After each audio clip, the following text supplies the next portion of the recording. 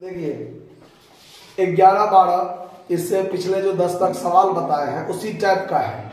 तो 11-12 आप लोग खुद बना लीजिएगा।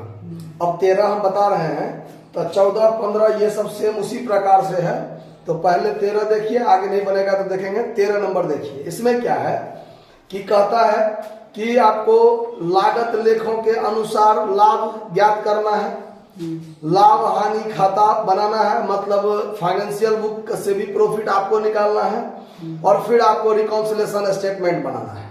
ठीक है, मतलब जैसे कि आप देखते थे पिछले सवाल में कि profit as per cost book दिया रहता था, profit as per financial book दिया रहता था, और तब आप उस दोनों में मिलान नहीं हुआ तो क्यों नहीं हुआ, उसके लिए रिकॉन्सिलेशन स्टेटमेंट बनाना था। इसमें आपको तीनों चीज बनाना है, profit as per cost book भी निकालना है, profit as per financial book भी निकालना है, और रिकॉन्सिलेशन स्टेटमेंट भी बनाना है। तीनों चीज आपको बनाना है। और आपको जो बात दिया हुआ है वो क्या देखिए, रॉ मटेरियल कंज्यूम्ड है, वेजेस दिया हुआ है, फैक्ट्री एक्सपेंस है, और ऑफिस एक्सपेंस है, विक्रय मूल्य दिया हुआ है, इतना दिया हुआ है। फिर कहता है कि कारखाना ऊपरी व्यय श्रम पर 100%, कार्यालय ऊपरी व्यय कारखाना परिव्यय पर 20%, ऐसा कहा है। तो ये बात ध्यान रखना है कि देखिए डायरेक्ट एक्सपेंस जो होता है ना वो आपको कॉस्ट बुक और पीएल में सेम होगा। जैसे रॉ मटेरियल कितना लगा, वास्तव में जो खर्चा हुआ है वो तो रॉ मटेरियल क्या कहते हैं कॉस्ट बुक में, और फाइनेंशियल बुक पीएल में सेम होगा। अंतर क्या होता है, जो इनडायरेक्ट एक्सपेंस होता है उसमें अंतर हो जाता है, उसमें अंतर पाया जाता है जो इनडायरेक्ट रूप से होता है। अगर हम 100 वस्तु बनाएंगे तो मटेरियल और लेबर जितना हमको क्या कहते हैं कॉस्ट बुक में लगेगा उतना ही पीएल में भी लगेगा ना, है कि नहीं है। और फाइनेंशियल जो उसके बाद जो है इनडायरेक्ट एक्सपेंस जो है उसमें डिफरेंस पाया जाता है कि इसमें कॉस्ट बुक में अनुमानित रूप से लगाया जाता है और पीएल में वास्तविक रूप से लगाया जाता है। तो जो ये फैक्ट्री ओवरहेड या factory expense, office expense, selling expense, ये सब जो है, ये सब जो वास्तविक खर्चा दिया होगा 10,000, 15,000, 20,000 जो कुछ भी वास्तव में, वो आपको फाइनेंशियल बुक में रखना है, यानी पीएल अकाउंट में रखना है। और जो परसेंटेज के आधार पर दिया होगा अनुपातिक रूप से, उसको रखना है कहां पर, कॉस्ट बुक में रखना है। ठीक है, तो सबसे पहले देखिए कॉस्ट बुक बनाएंगे, मतलब हाँ पहले कॉस्ट बुक बनाते हैं या स्टेटमेंट ऑफ कॉस्ट बनाते हैं, जो लिखिए आप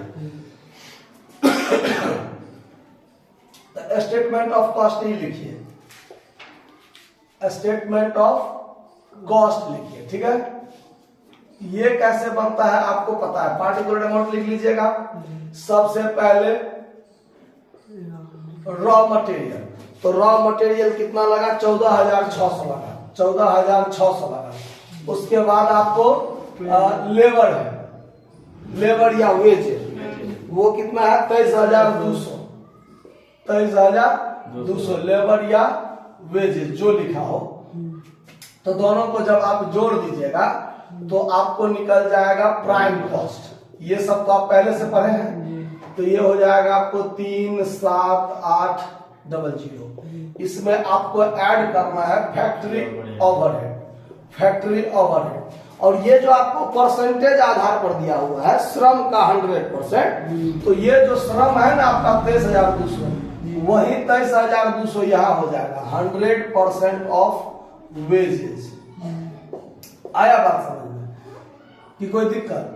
अब ये हो गया डबल, 3 गो जीरो हासिल, 1 7 3 10 1 11 का एक हाथ में, 3 2 5 1 6। ये हो गया आपका कौन सा चीज, वर्क्स कॉस्ट। ठीक है, अब आपको इसमें ऐड करना है ऑफिस ओवरहेड, ऑफिस ओवरहेड। इसमें कहता है 20% कारखाना परिव्यय का, यानी 20% वर्क कॉस्ट का, 20% ऑफ वर्क कॉस्ट।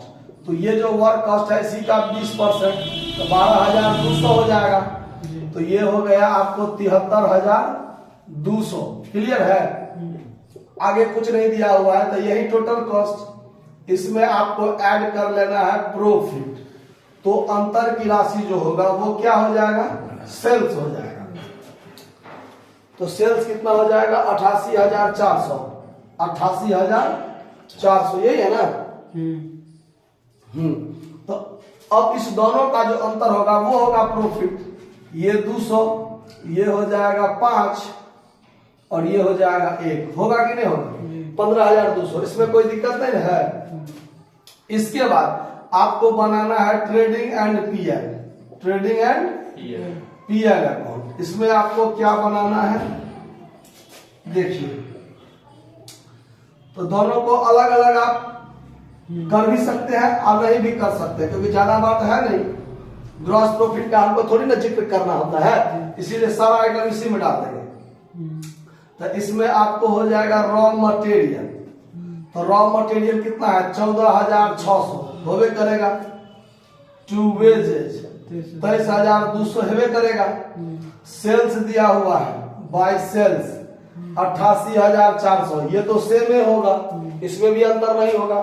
अच्छा, अब ये जो देखिए फैक्ट्री एक्सपेंस जो 22,840 है, 22,840 ये फैक्ट्री एक्सपेंस हो गया है। और फिर आपको ऑफिस एक्सपेंस भी दिया हुआ है 12,420, यही दिया हुआ है ना।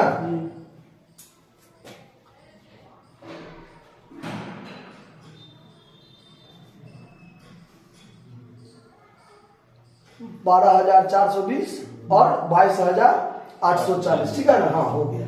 तो अब इसी दोनों का जोड़ घटाव करेंगे तो हमको क्या निकल जाएगा, प्रॉफिट 88,400, 88,400, अंतर की राशि हो जाएगा to net profit, to net profit. तो ये कितना हो जाएगा घटाइए, तो ये होगा 88,400 माइनस 14,600 माइनस 23,200 माइनस 22,840, 22,840 माइनस 12,420, 15,340, 15,340। देखिए दोनों प्रॉफिट का पहले आंसर मिल गया। प्रॉफिट एगो में था 15,200 और एगो में 15,340, ठीक है। इसमें 15,200 और इसमें 15,340, तो फिर ये दोनों प्रॉफिट बराबर होना चाहिए मेरा। और ये यदि बराबर नहीं है, ये यदि बराबर नहीं है तो उसी बराबर क्यों नहीं है यह देखने के लिए हम बनाएंगे रिकंसिलिएशन स्टेटमेंट। रिकंसिलिएशन स्टेटमेंट बनाएंगे, ठीक है। इसमें हमको सबसे पहले क्या लिखना है, profit as per cost book. Profit as per cost book कितना था मेरा 15,200 था, 15,200 था। खर्चा का जो अंतर है वो खर्चा का अंतर एगो इसमें, यानी यहाँ पर ये और ये इसी दोनों में अंतर है, बाकी तो सब कुछ बराबर है। इसी दोनों के कारण दिक्कत हुआ है। तो कॉस्ट बुक में देखिए, कॉस्ट बुक में 23,200 है फैक्ट्री ओवरहेड और इसमें है 22,840, तो फिर कॉस्ट बुक में ज्यादा है ना, कॉस्ट बुक में क्या है ज्यादा है। तो यहां पर एक नंबर में लिखेंगे over charge of factory overhead in cost book, ठीक है। कितना, तो ये है आपको 23,200 और ये है आपको 22,840, इसी दोनों का अंतर ना।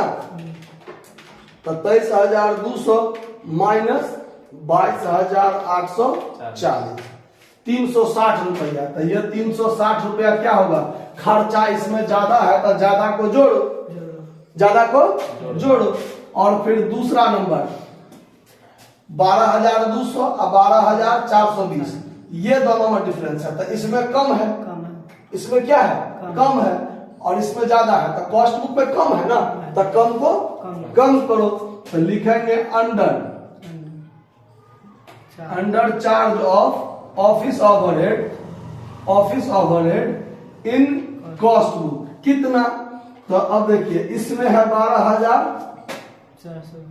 12,420 और इसमें है 12,200, तो 220 कम है, 220 कम है, तो 220 को कम कर देंगे, इसको जोड़ेंगे इसको घटाएंगे। तो इस दोनों का डिफरेंस 140 ही है ना, वो 140 इसमें जोड़ देंगे तो 15,340 हो जाएगा कि नहीं हो जाएगा।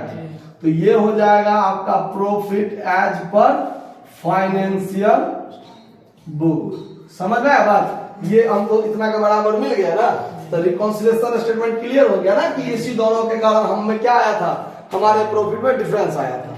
तो बात समझ गए होइएगा मेरे हिसाब से।